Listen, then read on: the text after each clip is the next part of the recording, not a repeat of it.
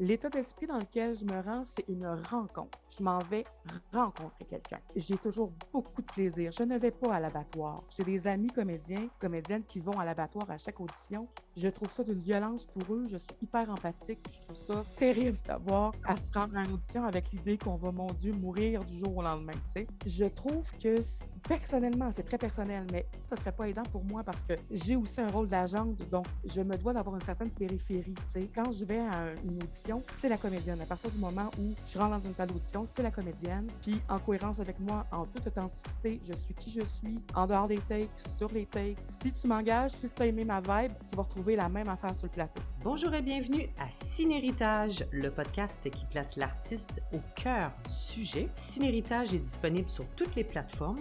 Pensez à vous abonner, liker, partager et commenter. C'est de cette façon que vous encouragez mon travail.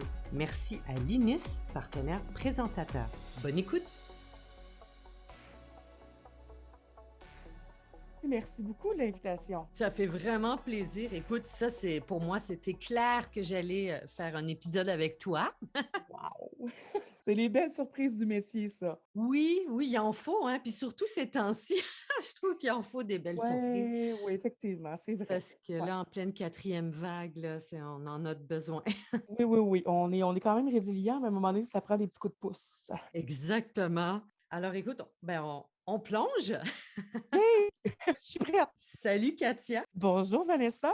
Alors Katia, petite présentation pour commencer. Tu es comédienne, animatrice et modèle vivant. Oui, Tu as pratiqué la danse avec le danseur et chorégraphe Dave Saint-Pierre. exact. Dans cet épisode-là, je vais vraiment m'adresser surtout à la comédienne. Parfait. Elle est toute là. Tu as suivi plusieurs formations, mais est-ce que ce serait juste de dire que tu es une autodidacte? C'est terriblement juste. Au niveau du jeu, j'ai vraiment appris sur le tas. Puis ça a commencé, en fait, j'avais 12 ans. Là. J'ai écrit un monologue. Je ne savais pas que c'était un monologue. Donc, c'est l'envie de parler, l'envie de dire, de rentrer en communication avec les autres qui m'a fait monter sur scène. Puis ensuite, tranquillement, au fur et à mesure des expériences, je suis arrivée au jeu comme ça. Puis ensuite, je suis arrivée à la caméra comme par accident, je dirais. Là. Puis ça a été un coup de cœur. Là. Donc, c'est intéressant que tu parles de cet épisode avec le monologue. On considère que c'est un moment important dans ta vie Absolument. parce qu'aujourd'hui, tu t'auto-représentes. Donc, tu n'as pas d'agent. Et moi, je suis curieuse de te demander si c'est vraiment quelque chose qui fait partie de toi, tu sais, cette indépendance et cette assurance de faire les choses par toi-même. Mmh, c'est une bonne question, l'angle Oui? l'angle sur lequel tu l'as pris. Les auditions, pour moi, c'est toujours des rencontres. Donc, en m'auto-représentant, c'est comme si j'ajoutais des occasions de rencontres. Oui. Donc, pour moi, par exemple, quand je reçois les breakdowns, déjà, c'est vraiment intéressant de voir dans les appels de casting ce qu'on cherche, donc d'avoir une idée de ce que là où le milieu est rendu. Oui, en ce sens-là, je pense que ça fait partie vraiment de ma personnalité d'aller chercher l'information, puis de pouvoir en faire quelque chose. Quand je me sens impuissante, Oui. c'est comme si je perdais mon shine. Tu sais, OK. OK. c'est Oui, comme oui, si je oui, oui, oui. m'éteignais. Je suis de nature très introvertie, en fait. Moi, ma nature est introvertie. Hein? OK. Fait que c'est pas dans les premières ou dans les fins de festival que je vais faire du PR parce que la plupart du temps, tu vas me retrouver dans le coin de la salle à essayer de me gérer Ah oui? l'anxiété sociale. OK. Mais tu sais que Fait ça que, fait souvent les meilleurs acteurs, ça, hein, ce côté ah, introverti. écoute, je sais pas, mais aussi, je me rends compte que la job d'auto-représentation me permet de me sentir aussi plus forte comme comédienne OK. parce que ça m'oblige à évaluer le produit que j'ai dans les mains. J'ai vraiment, et ça, c'est une entrevue avec Guy Nadon que j'ai écoutée, sur laquelle je suis tombée il y a peut-être 2 ou 3 ans, et ça a changé complètement ma façon de me représenter.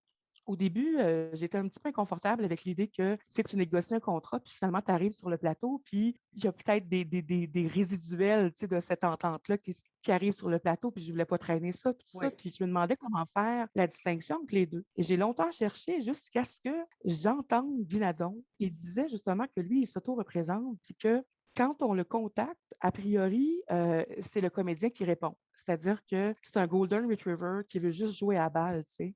C'est toujours un oui. Mais il prévient les gens qui le contactent en leur disant, écoutez, il y a mon agent qui va vous appelez ensuite et vous allez voir, il est intraitable. Lui, il veut juste savoir combien ça paye, c'est quoi le projet, tu sais, les conditions du projet, puis c'est lui qui va faire la conclusion avec vous, tu sais. Ça m'a vraiment permis de, justement, mettre en relief le côté de ma personnalité qui est beaucoup plus orienté au niveau de la coordination, de la gestion, de la planification, Oui. qui peut-être des formations professionnelles, je suis travailleuse sociale de formation. Oui, J'ai effectivement. fait les 2 pendant 15 ans, puis j'ai été beaucoup à la tête de projets en Ah oui, coordination. pendant 15 ans quand même, tu as été donc Ouais, j'ai travailleuse fait les 2. sociale. Ouais, ouais, et travailleuse sociale, puis je continuais quand même à accepter des contrats de comédienne quand ça arrivait. Je continuais à développer aussi différents projets, donc de toujours être active, au niveau de la scène puis du jeu, à prendre des formations aussi en jeu de caméra, tout ça. Puis il y a 8 ans, c'est ça, j'ai complètement je me suis laissé, en fait, l'espace, entièrement l'espace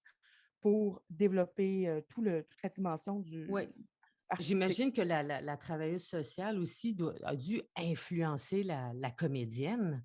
C'est une excellente question parce que j'ai Tu sais, l'impression est-ce qu'elle nourrit la comédienne par rapport à toute cette expérience que tu as eue pendant 15 ans? j'imagine que oui, mais tu sais, je suis arrivée en service social, moi, un peu, tu sais, c'est le classique, genre, tes parents veulent pas que tu ailles en Ah théâtre oui, oui, oui, parce oui, qu'ils oui. viennent d'un milieu où la culture est pas Oui, oui, c'est nécessairement pas un métier, c'est pas un métier. voilà, tout à fait. Fait que, tu sais, va te chercher un vrai métier. Puis moi, tu sais, je viens d'un environnement où, bon, ma mère était malade, tout ça, Oui. j'ai pris soin d'elle. Donc, ça faisait partie de moi.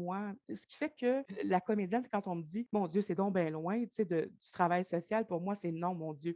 C'est tellement lié. C'est une autre façon d'aimer l'humain, d'apprivoiser l'humain, de le dévoiler, d'accompagner ses Oui. forces. Tu sais, tout ça, pour moi, c'est intimement Oui, c'est pour lié. ça que je te posais la question si ça nourrissait ton travail de comédienne, parce que moi, je trouve que les 2 vont vraiment bien ensemble, là. Absolument. Oui. Mais tu vois, comme comédienne, je te dirais que j'ai trouvé que la comédienne servait davantage la travailleuse sociale Ah OK, ah, c'est que intéressant. l'inverse. OK. Oui, Oui. oui, toute la créativité, la capacité, par exemple, à en mettre de mettre en perspective des choses en utilisant des scénarios, tu sais, pour que les gens puissent voir, d'eux-mêmes, par exemple, la situation dans laquelle ils sont, sans que ce soit trop confrontant. Oui. C'est des outils que j'ai souvent OK. utilisés. Je pense que ma créativité a davantage servi la travailleuse sociale et qu'autrement, ben, comme comédienne que j'ai comme service social, je le portais déjà. OK. Je OK. pense. Par contre, clairement, la travailleuse sociale sert, l'agente. Le travail d'autoreprésentation que je fais pour moi-même, ça oui, je m'inspire énormément de ce que j'ai développé comme outil en travail social, à savoir justement au niveau de la coordination, au niveau des relations entre les différentes hiérarchies. Oui. C'est tout ça, Oui.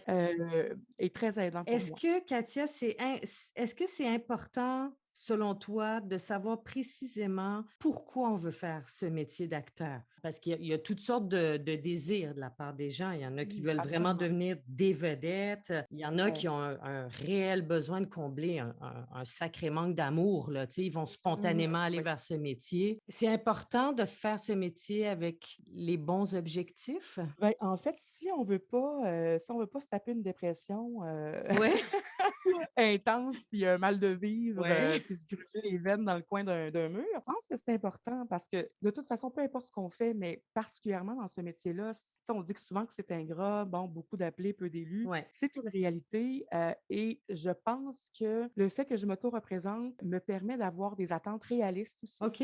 des objectifs réalistes Oui. aussi.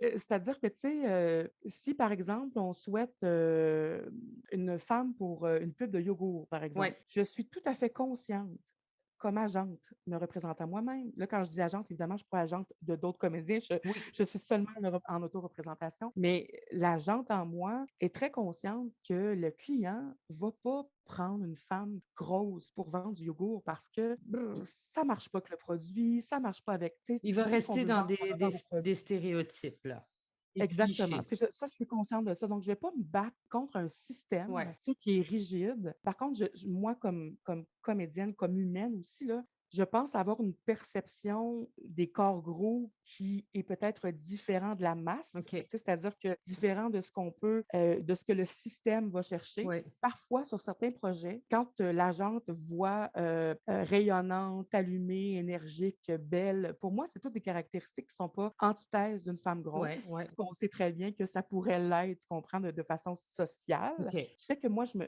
me propose sur ces projets-là. Tu sais. Ouais. Je tente des choses. Puis là, moi, où je veux aller, c'est-à-dire que, tu sais, la motivation, ce qui me motive à faire ça, c'est les rencontres. Fait que de devenir une vedette, c'est pas mon objectif, dans le sens où je pense que ça devrait jamais être un objectif, Ouais, ouais. parce qu'on n'a pas le pouvoir là-dessus. Par contre, de créer des rencontres, puis de faire en sorte que ces rencontres-là soient significatives, d'être la plus authentique possible dans chacune des rencontres, parce qu'en fait, je crois beaucoup à la sélection naturelle aussi, tu sais, autant dans la vie que dans la vie personnelle que professionnelle.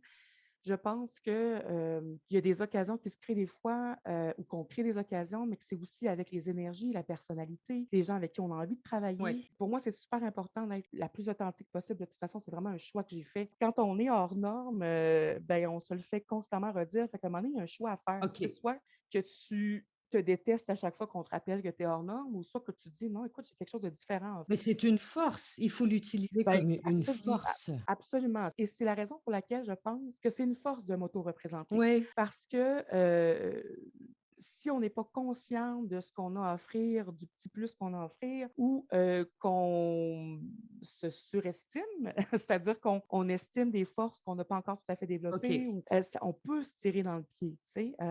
Tu vois, Katia, le côté vraiment intéressant de s'auto-représenter, si on Mhm. part du jour 1 à aujourd'hui, est-ce que ça a quand même là, un peu évolué? Dans le sens, je m'explique, est-ce qu'on recherche davantage là, aujourd'hui de gens, puis je parle de toutes les couleurs, de toutes les formes, de Oui, tous les âges, est-ce qu'il y a eu quand même une évolution, là, une ouverture? OK, absolument. OK. Absolument, parce que moi, je le sens vraiment très fort. Puis OK. je sens qu'il y a vraiment quelque chose, oui, qui a bougé. D'ailleurs, il y a de plus en plus d'appels de casting où c'est indiqué diversité corporelle, bienvenue, diversité de tout acabit, bienvenue. Ouais. Donc, ça inclut la diversité corporelle. Je sens qu'il y a vraiment beaucoup d'ouverture. Je sens aussi qu'il y a un intérêt assez fort au niveau des réalisateurs, réalisatrices, de voir dans leurs lentilles des formes différentes, des OK. couleurs Ouais. différentes, des énergies différentes. Et moi, ça m'enthousiasme beaucoup. Oui, oui, Je dirais qu'au début, tant aussi longtemps que c'était pas écrit grosse sur le breakdown, oui. c'était quasiment délicat de me proposer, tu sais. C'est Je le faisais c'est quand toi, même. tu te sentais comme ça, c'est ça? Ben, c'est-à-dire que je sentais que la réponse, c'est-à-dire que je me proposais, puis je sentais que Ah oui, ça passait, mais tu sais, qu'on se posait la question de pourquoi, tu sais, ouais, que j'avais rarement des retours. OK, Que maintenant, écoute, il suffit que, tu sais, surtout en pub, je te dirais, je me propose, et je suis quasiment systématiquement appelée en audition quand je me propose, OK, OK. ce qui était pas le cas au début, OK, tu sais. donc il Fait y a que une évolution positive, il y a une oui, ouverture à ce niveau-là. D'ailleurs, je rebondis sur ce absolument. que tu dis parce que, bon, j'ai parlé à quelques amis là, qu'on faisait l'entrevue ensemble, puis il y a un Mmh. réalisateur qui voudrait te poser une question. Un cinéaste, là, mais là, on est dans les mots, dans le choix des mots, tu sais, les gens Oui, qui ont peur des mots. Bon, on vit dans une ouais. époque maintenant où tout est rendu un peu délicat. Donc, le Mmh. cinéaste il veut une femme ronde, une femme en surpoids dans son film. C'est important Ouais, pour X raisons. Comment est-ce qu'il peut décrire ce personnage, tu sais, dans le scénario, dans la description de personnage, ouais. sans choquer, là, sans froisser? Ben, tu vois, moi, personnellement, Vanessa, tu sais, quand je te disais que j'ai une perception que je sais qui est un peu différente, Oui, puis que souvent je choque. Et c'est la raison pour laquelle j'aime me représenter, parce que je déteste qu'on mette des gants blancs pour m'approcher. OK, Surpoids, c'est déjà péjoratif. oui, Obèse, c'est une terminologie médicale. Ronde, bon, c'est un jugement de valeur. Je sais pas, tu comprends? oui, J'ai été longtemps à me dire ronde. OK, Je me suis même déjà nommée obèse avant de comprendre que, tu sais, la grossophobie internalisée se porte aussi par les gens qui sont gros, là. Donc, il y a toute une déconstruction à faire, oui, là. J'ai travaillé fort là-dessus. Et moi, en fait, depuis plusieurs années, je revendique le mot gros et grosse comme étant un qualificatif qui ne porte aucun jugement péjoratif. Tu sais, je oui, veux dire, une grosse maison, un gros morceau de gâteau, un gros char, une grosse poignée de main. C'est-à-dire que, je veux dire, c'est un qualificatif qui est toujours même, qui est souvent valorisé. C'est pourquoi, quand on l'associe à un humain, ça devient péjoratif. Ben, c'est la personne qui le nomme qui finalement te fait une insulte parce qu'il achète le fait que c'est péjoratif. OK, Donc, le fait qu'on mette des gants blancs, pour moi, est déjà à la limite insultant, oui, je te oui, dirais. oui, J'aime que les gens se responsabilisent par rapport. Tu sais, je trouve ça intéressant qu'on pose la question, puis oui, effectivement, il faut en parler. oui, Mais à un moment donné, tu sais, quand tu dis on est dans une époque un peu fragile, oui et non. Tu sais, je trouve que le discours, justement, il faut faire attention à ce qu'on dit. On peut-tu juste être authentique? absolument, je suis d'accord. Arrêter de prendre les gens pour des mauviettes, Ouais. puis des faibles. Mhm. Je veux dire, est-ce qu'on peut se considérer acceptable? Je veux dire, est-ce qu'on va se poser la question quand on nomme quelqu'un de noir? Ben, maintenant, non. Avant, oui, mais Ouais, maintenant, non. J'ose espérer qu'on va pouvoir justement dire grosse, gros, ouais. puis que même les gens qui sont gros et grosses vont finir par le voir comme étant quelque chose de neutre. Alors, c'est bien répondu à ce questionnement de la part de ce cinéaste. Katia, on sait que c'est un métier de contact. Oui. Si on te voit pas, si on te connaît pas, ben ton talent, Mhm. malheureusement, il va pas très, très loin. Donc, pour Mhm. toi, c'est quoi la meilleure façon d'avoir une visibilité? Et là, je te pose la question en 2021 avec tous ces merveilleux réseaux sociaux. Et Ouais. je poursuivrai même ma question en disant, y a-t-il des pièges avec ces réseaux sociaux? Il y a beaucoup d'avantages, beaucoup de pubs Mhm. gratuites, beaucoup d'opportunités de se faire voir, mais il y a beaucoup de pièges. Il faut faire attention. Est-ce que l'image que tu véhicules comme actrice sur ces réseaux sociaux, est-ce que ça te suit en audition? C'est vraiment intéressant ce que tu nommes. Je pense que oui. OK. Euh, En fait, j'ai parlé avec des comédiens, des acteurs, actrices vraiment plus âgés, là, dans 70, tu sais, qui ont connu les belles années, là, si tu veux, de la télé. Oui. Puis, je leur disais, j'ai comme un feeling, parce que même, écoute, il y a 10 ans, tu sais, quand j'ai commencé, puis aujourd'hui, je trouve qu'il y a quand même quelque chose qui a changé. Oui. J'ai l'impression que sur les plateaux, on va chercher des gens qui sont agréables, OK. avec qui on a envie de travailler. Donc, par exemple, ce que je remarque, c'est que entre deux jeux, mettons, on va préférer peut-être le manque de justesse d'une personne parce que on va le choisir malgré, c'est-à-dire son manque de justesse, parce que c'est quelqu'un d'hyper agréable puis qui va être disponible à travailler. Oui. À l'inverse, par exemple, quelqu'un qui tombe toujours dessus, qui est toujours juste, mais qui donne du fil à retordre à toute l'équipe. Tu sais. Fait qu'évidemment, ça dépend des projets, parce que bon, si c'est juste une journée de tournage telle que telle, on va composer avec, mais si c'est un rôle récurrent, donc tout ça pour dire que je pense que les réseaux sociaux, oui, ça peut nous tirer dans le pied. Par exemple, tu sais, si on est constamment en train de chialer sur le métier, Oui. si on dit, ben mon Dieu, c'est pas mon tour, puis mon Dieu, j'ai hâte que ça arrive, puis tu sais, on le voit beaucoup passer, Oui. j'ai le feeling que ça peut nous nuire. En tout OK. cas, Oui. moi, Oui. c'est un feeling que j'ai. Je te dirais que c'est pas non plus, moi, ma nature de me plaindre, là, OK. dans le sens où, tu sais, mais si j'avais à me plaindre, je pense pas que je le ferais sur les réseaux sociaux. Oui, je comprends. Parce que l'agente que je suis appellerait sûrement son artiste en disant: «Écoute, pouf, moyen bof, c'est pas tout à fait stratégique». Oui. En même temps, je me gêne jamais quand il est question de choses qui me tiennent vraiment à cœur. Tu sais, c'est-à-dire que quand il est question, par exemple, de grossophobie ou de je vais prendre position dans certains cas, malgré le fait que des gens impliqués dans le milieu, des gens qui sont en vue, qui sont influents, je vais quand même dire ce que j'ai à dire OK. parce que pour moi, c'est important de le faire. Oui. Tu sais. Puis c'est complètement en cohérence avec qui je suis. En fait, je te dirais, Vanessa, le mot qui me guide, Oui, oui, c'est oui. cohérence. La cohérence. Donc, OK. la cohérence. Cohérence envers moi, cohérence envers les autres. Pour moi, c'est pas cohérent, c'est pas d'honorer mon travail que d'aller mettre de l'huile sur le feu d'une situation qui existe où personne n'a de travail, puis, mettons, je me plains, je m'ajoute à la chorale, tu sais, en disant que, bon Dieu, c'est donc bien dur, tout ça. Tu sais, pour moi, Oui. c'est pas constructif, c'est pas cohérent parce que je travaille en construction. Par Oui. contre, de nommer quelque chose qui vraiment me tient à cœur, puis pour lequel je me bats depuis des années avec l'art, ben ça reste dans la cohérence, puis peu importe, je vais toujours être d'accord avec ça, tu sais. OK. J'aimerais ça savoir dans quel état d'esprit tu te rends à tes auditions parce que Mhm. c'est un moment qui est important. Mhm. Il y a quelques acteurs américains, là, j'écoutais des entrevues, puis ils disaient, moi, je me rends à l'audition avec en tête, si j'ai pas le rôle, je meurs, OK? Mhm. Et il y en a d'autres peut-être qui vont plus dans un état d'esprit de ce rôle, enfin, va changer ma vie ou vont avoir une perception différente, tout simplement. Mhm. Quel est, toi, ton état d'esprit quand tu te rends à une audition? Encore une fois, en cohérence, je reste réaliste, c'est-à-dire que ça dépend pas de moi. Tu sais, je vais savoir, ben oui, évidemment, j'ai un travail à faire, mais ce que je veux dire, c'est que la décision ne m'appartient pas. J'ai à offrir le meilleur de moi-même. Est-ce que j'ai été à la hauteur de ce que je pouvais offrir à ce moment-là? Oui, fine, je suis satisfaite. L'état d'esprit dans lequel je me rends, c'est une rencontre. Je m'en vais rencontrer quelqu'un. Et j'ai toujours beaucoup de plaisir. Je ne vais pas à l'abattoir. J'ai des amis comédiens, comédiennes qui vont à l'abattoir à chaque audition. Je trouve ça d'une violence pour eux. Je suis hyper empathique. Je trouve ça terrible d'avoir Ouais, à se ouais. rendre à une audition avec l'idée qu'on va, mon Dieu, mourir du jour au lendemain. Tu sais. Ta vie en dépend, là. Ouais, ouais. Oui, puis je trouve que personnellement, c'est très personnel, mais personnellement, ce serait pas aidant pour moi parce que j'ai aussi un rôle d'agente, donc je me dois d'avoir une certaine périphérie, tu sais. Quand je vais à une audition, c'est la comédienne. À partir du moment où je rentre dans une salle d'audition, c'est la comédienne. Puis en cohérence avec moi, en toute authenticité, je suis qui je suis, en dehors des takes, sur les takes. Ouais, C'est-à-dire ouais, que ouais, ouais. si tu m'engages, si tu as aimé ma vibe, tu vas retrouver la même affaire sur le plateau. Tu sais, comme je te dis, c'est vraiment une rencontre. Fait que je suis très contente. Je suis chaque fois très contente de rencontrer quelqu'un, de jouer aussi. En fait, j'adore être dirigée. Ouais. Si tu me lances la balle, je veux dire, je vais vraiment branler de la queue très, très fort. Chaque fois, même si c'est des auditions de pub,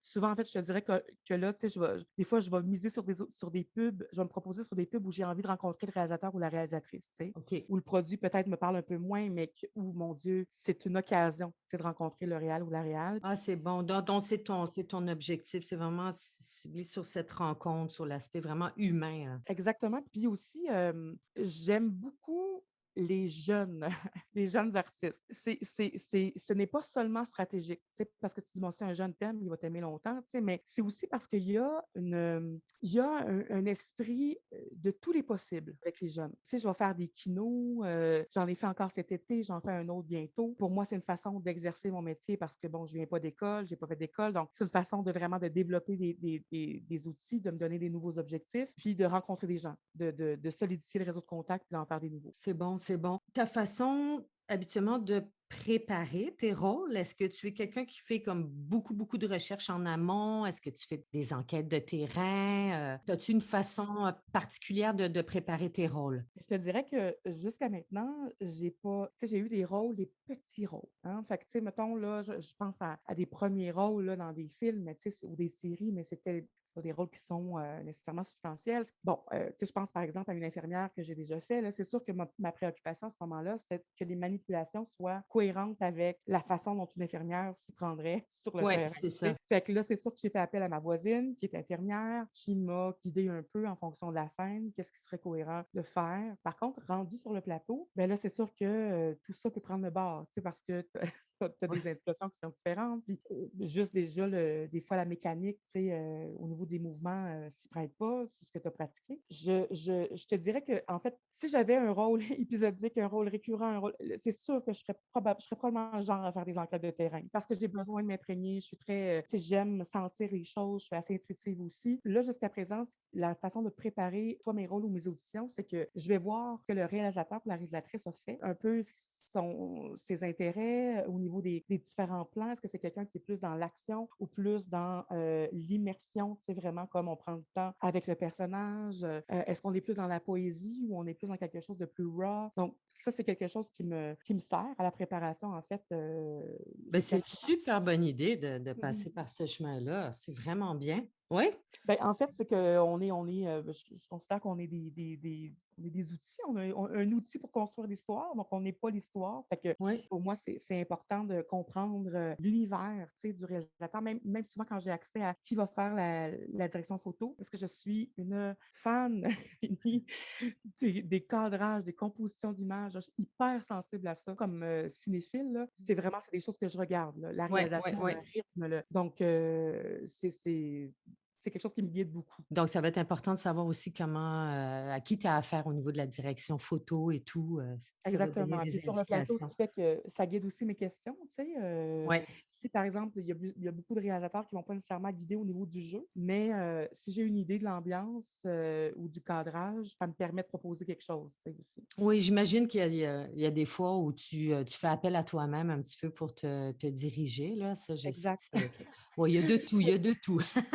Voilà, c'est ça. M moi, je souligne quand même ton travail fantastique dans le court-métrage là, «La couleur de tes lèvres» de Annick Mmh. Blanc. C'est d'ailleurs un court-métrage que Ciné Tapis Rouge a primé là, dans un des festivals, ici à Montréal. Donc on s'entend qu'il y a 2 rôles principaux dans ce film. Tu en avais un. C'est Ouais. un rôle muet. Mmh. Donc est-ce qu'on prépare, un rôle muet de la même façon qu'on prépare un autre rôle? Est-ce Ben, c'est un challenge, d'autant plus que Vanessa, tu te souviens, on avait un masque en plus, hein? Tu sais, oui! c'était un peu prémonitoire, mais on avait un masque aussi. Donc, comment on fait, tu sais, c'est quand même une question que je me suis posée, comment je fais pour traduire l'émotion? Puis, tu sais, je veux dire, je savais que dans le cinéma d'Annick Blanc, on était quand même dans la micro-expression. C'est pas quelque chose qui, tu sais, je veux dire, je peux pas jouer avec mes yeux puis faire une Ouais. sentinelle de l'air de moi-même non plus, tu sais. Ouais. Il y a quelque chose d'assez petit, puis de très poétique aussi. Donc, écoute, ça a été, je te dirais que ça a été beaucoup de discussions avec Annick sur l'ambiance. Puis non, effectivement, on prépare assurément pas la même façon un rôle muet qu'un rôle parlant, par exemple, parce que, tu sais, déjà, quand on a le texte, on peut avoir le sous-texte. Donc, on peut quand même voir comment on peut composer, tu sais, avec le sous-texte, puis qu'est-ce qui se passe dans la scène. Mais là, même si on avait des scènes de déjà écrites, c'est sûr qu'il y a des choses qui peuvent se placer aussi, tu Oui, sais, sur le set, compte tenu que c'est muet. Puis bon,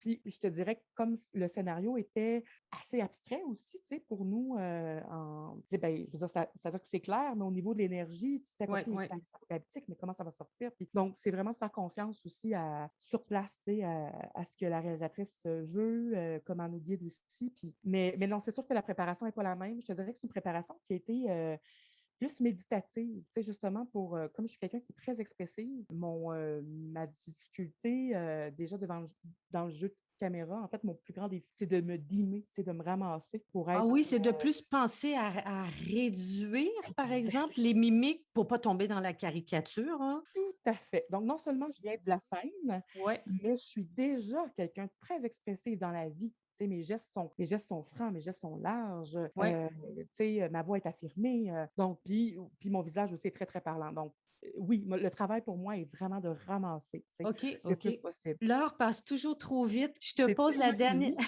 Ah, je mon te Dieu, pose OK. la dernière question, Katia. En fait, Oui. c'est un peu, 2 questions dans une, là, mais tu comprendras le lien. Alors, qu'est-ce que ce métier t'apporte le plus et qu'est-ce que tu apportes, toi, à ce métier?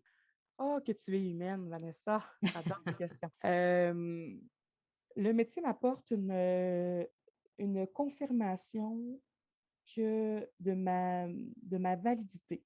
C'est-à-dire OK. que je sens que j'ai une place malgré le fait que je suis souvent hors norme, out of the box, tu sais, dans ma façon d'être, Ouais, de penser. ouais. Et je te dirais que c'est là où je me sens le plus sur mon X, tu sais, parce que même en service social, il y avait des moments où je me sentais complètement trop explosée, trop créative pour OK. les cases dans lesquelles je devais rentrer, tu sais. Donc, je me sens très valide dans tout ce que j'ai apporté. Donc, ce métier-là m'apporte ça, en plus de toutes les rencontres. Tu sais, c'est des rencontres incroyables, hyper riches, justement remplies de beaucoup d'humanité, tu sais, que j'ai pu faire à travers Ouais. ça.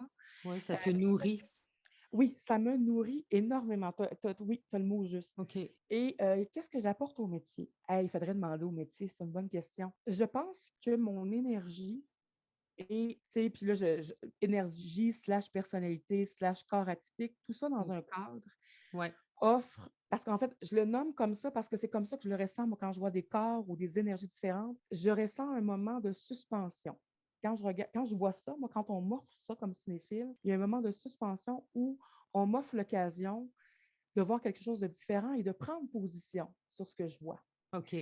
Donc, je trouve que, par exemple, tu sais, je veux dire, ce qui m'a amené à la scène, c'est OK, on ne voit pas assez de corps comme le mien, d'énergie comme la mienne, c'est correct, je vais y aller, tu sais, parce que je veux en voir, tu sais, des corps Ouais, comme ça sur ouais, scène. C'est un peu la même chose au niveau de la caméra, tu sais. ouais. C'est-à-dire que j'ai quelque chose à offrir que je sais qui est différent, puis qui pourrait peut-être permettre à des jeunes comme moi, j'ai été quand j'ai vu Kathleen Fortin quand j'étais plus jeune, faire «Oh my! OK, elle me ressemble un peu et c'est possible», tu sais. Ouais, ouais. Donc je pense que je peux apporter ça. Aussi, à force de les regarder, ils s'habitueront. Donc ne serait-ce que d'habituer l'œil à un corps gros et de le rendre valide, je pense que ça peut être intéressant aussi. Absolument. Ceci Écoute, dit, Vanessa, j'ai terriblement hâte qu'une cinéaste ou un cinéaste me fasse amoureuse et femme fatale dans un de ses films. ben, Parce que certes, ça hein, manque, écoute, ça oui, manque, oui, ça ça manque ment et je ben, et je sais que, je veux dire, moi, dans ma vie personnelle, je sais ce que je peux faire comme effet. Pourquoi est-ce qu'on en prive ces gens-là? Pourquoi est-ce qu'on prive ces gens-là de le voir à l'écran? ben, absolument, puis je pense Ouais. je pense que, tu sais, entre toi et moi, Et tous Mhm. ceux qui nous écoutent. On habitue aussi le public, là. Tout à fait. Le public est pas stupide, on s'entend, Oh il est pas non, con, mais le là, public est prêt, le bon. public est prêt. Il est très prêt, le public, à accepter ce qu'on lui propose. Exactement. Donc, des fois, je me dis, bon, est-ce que le malaise ou l'autocensure vient plutôt du milieu et pas du public? Je lance Ouais. la question comme ça ouvertement. C'est une réflexion à avoir dans le milieu parce que, De ce que j'ai pu voir, moi, jusqu'à maintenant, dans mes projets, c'était souvent au niveau de la production, de la diffusion, que ça buguait, mais principalement au niveau de la production. ouais. Mais je pense que si les producteurs regardent un peu ce qui se fait sur Netflix, avoir des gens qu'on ne connaît pas forcément puis qui cartonnent, Ah parce oui. qu'on s'enorgueillit d'avoir découvert quelqu'un à la télé. Hein. Donc, c'est très payant pour le spectateur et donc pour le producteur aussi, de proposer des corps et des visages différents. En tout cas, moi, je sais que prochainement, on verra Katia Lévesque dans un premier rôle au cinéma. Ça, c'est sûr. Pleine de talent et d'humanité. Puis je te le souhaite, Katia, de tout cœur. Écoute, j'accueille ça, les bras grands ouverts. Merci beaucoup, Vanessa, pour ton C'est- ouverture. C'était génial de discuter avec toi. Plaisir partagé. Et puis, écoute, on lâche pas, on lâche pas. Merci infiniment pour ton temps. Merci à toi. C'est déjà la fin. Merci beaucoup d'avoir consacré du temps à nous écouter. Merci de vous abonner, liker, partager et commenter. Alors voilà, j'ai déjà hâte de vous retrouver dans le prochain épisode. À bientôt et portez-vous bien.